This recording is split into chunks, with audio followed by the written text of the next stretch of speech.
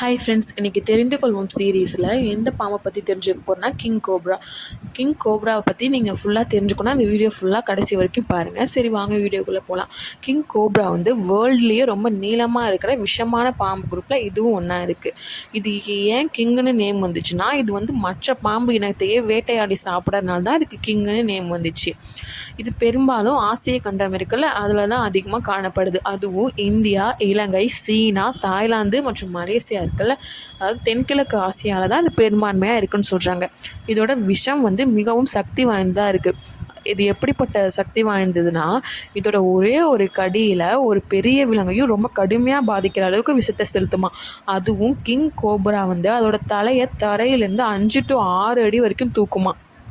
அப்படிப்பட்ட king cobra வந்து நம்ம மனுஷங்க முன்னாடி உயரமாக நிமிர்ந்து நின்னா மார்பு அளவுக்கு தலையை உயர்த்தக்கூடிய அளவுக்கு திறனுடையதான். இதோட பார்வை வந்து மிக கூர்மையாக இருக்கும். எந்த அளவுக்கு கூர்மைனா, தூரத்தில் இருக்கிற ஒரு சின்ன அசைவை வச்சே அது மனுஷங்களா, அதாவது தன்னோட மனுஷங்களா இல்லை எதுவாக இருந்தாலும் அது கரெக்டாக ஈஸியாக கண்டுபிடிச்சிருமா. கிங் கோப்ராவோட அறிவியல் பெயர் என்னென்னா ஹஃபியோபோகஸ் ஆனா. அதாவது இதோட பொருள் என்னென்னா பாம்புகளை சாப்பிடுவேன்னு அர்த்தமா. இது பெரும்பாலும் பாம்புகளையே சாப்பிட்டாலும் சில நேரம் பல்லி, தவக்காலை இந்த மாதிரி உயிரினம் இருக்கல, இந்த உயிரினங்களையும் இது சாப்பிடுதுன்னு சொல்கிறாங்க. இந்த பாம்புகள் பெரும்பாலும் பார்த்திங்கன்னா கருப்பு நிறத்துலேயும், சில பாம்புகள் பழுப்பு நிறத்துலேயும், சில பாம்புகள் வெள்ளை நிறத்தில் கூட இருக்குதுன்னு சொல்கிறாங்க. பொதுவாகவே இந்த பாம்பு இனங்களை வந்து இந்திய மக்கள் இருக்காங்களே மதித்து நடத்துகிறாங்க. இந்த அளவுக்குன்னா நம்ம தான் சாமியாக கும்பிட்டுட்டு இருக்கோம்ல, பாம்பை எல்லாத்துக்கும் தெரிஞ்சிருக்கோம். இதோட தோற்றத்தில் சற்று நீளமாகவும் கருமையாகவும் இருக்கிறதுனாலையும், தன் தலையை வந்து மனிதனோட மார்பு அளவுக்கும் உயர்த்துகிற திறன் இருக்கிறதுனாலையும் இதை பார்க்கும்போதே சில பேருக்கு ரொம்ப பயம் தரதாகவும் இருக்கிறது அப்படின்னு சொல்கிறாங்க. இதில் ஒரு ஆச்சரியப்பட வேண்டிய விஷயம் என்னென்னா, பெரும்பாலும் பெண் கிங் கோப்ராஸ் தான் இலைகளை சேர்த்து கூடு கட்டுமா. அது வந்து அதாவது இந்த ஒரு முறை வந்து விஷமான பாம்பு வகைகள் இருக்குல்ல, இதுலேயே வந்து ஒரு அரிதாக தான் காணப்படுதுன்னு சொல்கிறாங்க. இந்த பாம்பு வகைகள் வந்து ஒரு முறைக்கு 20 to 40 முட்டை வரைக்கும் இடும். முட்டைகள் வந்து பொரியிற வரைக்கும் பெண் பாம்புகள் தான் முட்டை வந்து பாதுகாக்குமா. கிங் கோப்ரா குட்டிகள் கூட பிறக்கும் போதே விஷத்தோடு தான் பிறக்கும்னு சொல்கிறாங்க.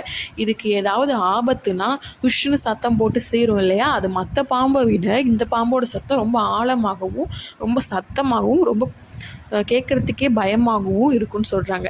இது தன்னுடைய நாக்கை வந்து வெளியில் நீட்டி பார்க்கறது மூலமாகவே காற்றில் உள்ள ஈரப்பதத்தை வச்சே அது எல்லாத்தையும் உணர்ந்துக்குதுன்னு சொல்கிறாங்க.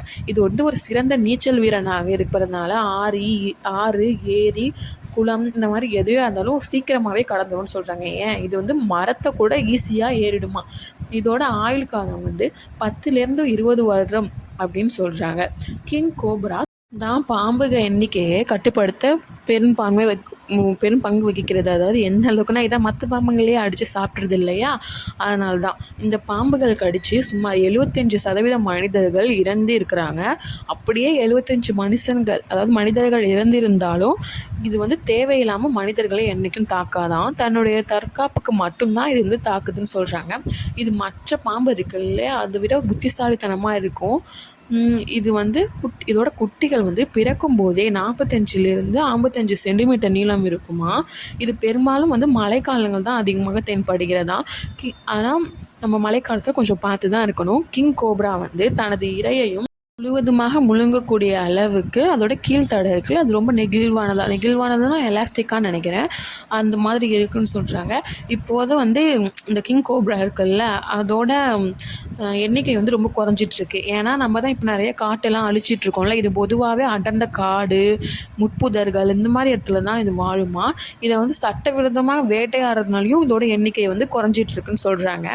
ஆனால் இதை வந்து பாதுகாக்கிறது நம்மளோட முக்கியமான கடமைன்னு சொல்கிறாங்க. ஏன்னா இது வந்து மற்ற பாம்புகளோட எண்ணிக்கையை கட்டுப்படுத்துது இல்லையா.